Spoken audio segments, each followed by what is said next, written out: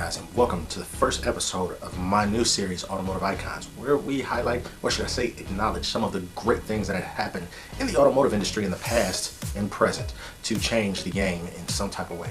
So first, I want to thank everybody that has supported my channel along the way. Stoked and Bearded. You can go to stokedandbearded.com and check out all the latest information, including some of the links to YouTube, Instagram, Facebook, where I'll have merch and my new beard butter coming soon. But today, we are going to talk about the Dodge brothers and what they meant to history. I'm telling you, these guys are more than what you think.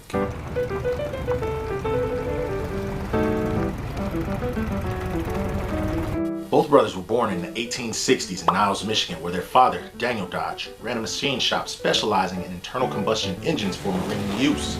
The family moved to Battle Creek, Michigan between 1882 and 84, then to Port Huron at the end of 1884, and finally, in 1886, John, now 22, and Horst, now 18, the family moved to Detroit, Michigan, where the brothers got jobs at Murphy Boiler Works as boiler makers. This is where they began shaping their machinist skills. Life was steady until 1894, when the brothers moved across the Detroit River to Windsor, Ontario, to work as machinists for the Dominion Typograph Company, where they started learning how to manufacture precision metal products. By this point, the brothers understood that John was the sales numbers managerial type of guy, and Horst was a gifted mechanic, always tinkering. So they worked well together, inseparable, most people say.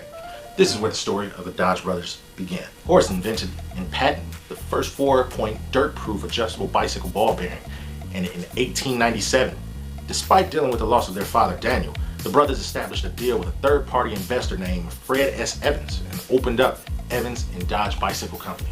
I wonder if you can find a Dodge bicycle today. I will buy one.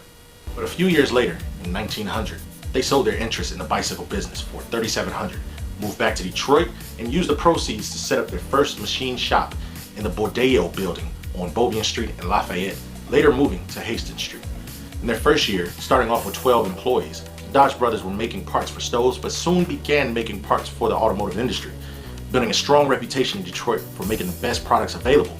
Months later, the brothers won a contract to build transmissions for Ransom Olds, yes, Oldsmobile, where the brothers continued to grow the reputation for quality and service that was unrivaled. The following year, in 1902, Olds executives were so pleased with the Dodge brothers' work, they offered them a second contract, but the brothers declined. Why? So they can retool the Detroit plant to build engines. For who? Henry Ford. The brothers were approached by Henry Ford with big plans to build a new automobile, and he wanted them to become the exclusive suppliers of 650 chassis, which included engines, transmissions, and axles. But Ford didn't have the capital, so he offered the brothers 100 shares worth $10,000, which was 1/10 ownership of the new Ford Motor Company. And on February 23rd, 1903, the brothers formally agreed and a profitable future was ahead. Now, think about it. The Dodge brothers own 10% of Ford. You guys didn't know that, I bet. Ford Motor Company was incorporated on June 16th, 1903. Dodge delivered the first shipment of chassis to the Mack Avenue plant in July via horse-drawn hay racks, and the Ford Motor Company assembled its first car. Ford paid the brothers $250 per chassis, which kept the 150 men at the retooled Dodge brothers plant busy. During these early years of their partnership, Ford often complained about Dodge workers building poor quality products because they were paid by the part and not by the hour.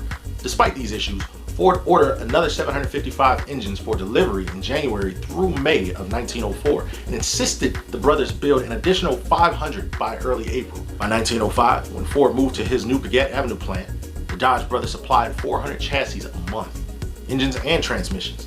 But by late 1905, Henry Ford had been secretly developing his own transmission at a cheaper price for the Ford Model N. I guess he wanted to get rid of the Dodge brothers already. At this point, their partnership was like a bad marriage. In 1910, the Dodge brothers began building a new plant on their 30-acre lot in Hamtramck. In this same year, Ford opened this Highland Park complex. In 1912, the Dodge brothers supplied Ford with 180,000 transmission and axle sets. In 1913, John Dodge, who was the director and VP of the Ford Motor Company, resigned, fearing that the fate of their business lay in the hands of their only client and they could miss out on bigger opportunities. So the brothers handed Ford the contractual 1-year notice that they were terminating their partnership effective August 1914. They then formed Dodge Brothers Motor Car Company and developed their own line of automobiles, but the brothers still kept their stock that they were given from Ford in the very beginning.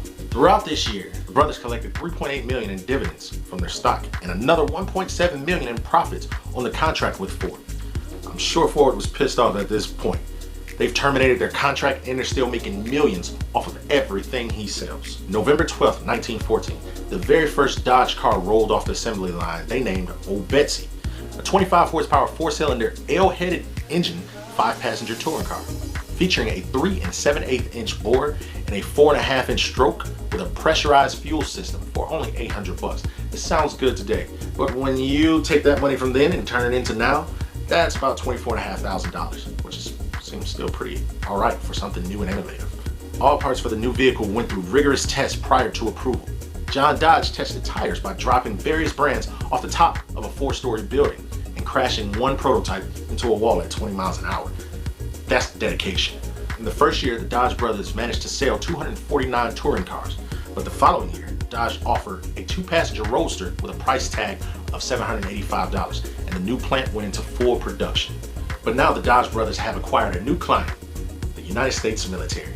As the U.S. entered the First World War, the Dodge brothers built their first pickup truck for the occasion. The Dodge brothers increased their workforce to 7,000 by April 1915, and by the end of the year, produced 45,053 cars at the Hamtramck plant. Now, there's a new player in the game, on the side of Ford, Chevy, and Cadillac. By this point, the Dodge brothers had an exceptional reputation in durability and dependability. In 1916, Ford reduced dividends to stockholders, affecting the Dodge brothers' profits. The brothers brought a lawsuit against Ford Motor Company and won, forcing Ford to pay dividends at over $19 million in early 1918, with 10% of that going to the Dodge brothers. This same year, Lieutenant George S. Patton Jr. led a successful surprise raid on Mexican bandit Pancho Villa's headquarters in 3 Dodge vehicles. The vehicles played such a big role in the success of the mission, Brigadier General John J. Pearson requested 250 more for the Mexican campaign and continued to drive them in the battlefields of France. In the following years, sales of the Dodge brothers skyrocketed. Production numbers were 70,000 in 1960. The following year, with 124,000 automobiles produced, and by 1920, 145,000 vehicles were coming off the line. At this point, Dodge was the 4th largest producer in the United States by 1917. Right behind Ford, Chevy, and Buick. But it's a little comical to know, July of 1919, Ford bought out the remaining stocks of the Ford Motor Company, and the Dodge brothers accepted a $25 million check for their 10% interest in the company, which severed the relationship between Ford and the brothers for good. And at the end, the Dodge brothers' initial $10,000 given to them by Ford turned into over $32 million, and Ford had to sit back and watch the Hamtramck plant be resurrected off of his money. This same year, 1919, the Dodge brothers produced 121,039 vehicles and were second place to Ford, totaling nearly $121 million in sales. The following year, in January of 1920, the brothers attended the National Automobile Show in New York City, which was their auto show in those days. Both the brothers contracted influenza and pneumonia during the flu pandemic of 1918. John Dodge lied in his bed at the Ritz-Carlton where he had an apartment in New York and was unable to recognize his wife and daughter, who were with him before he became unconscious. And on January 14th, 1920, John Francis Dodge died. Horace, having relapsing health issues resulting from influenza, fought pneumonia and cirrhosis of the liver throughout the rest of the year, and on December 10th, 1920, Horace Elgin Dodge died at the age of 52 in Palm Beach, Florida. The Dodge brothers' wives made a terrible attempt in managing the company, and the children were unwilling or able to fill their father's shoes.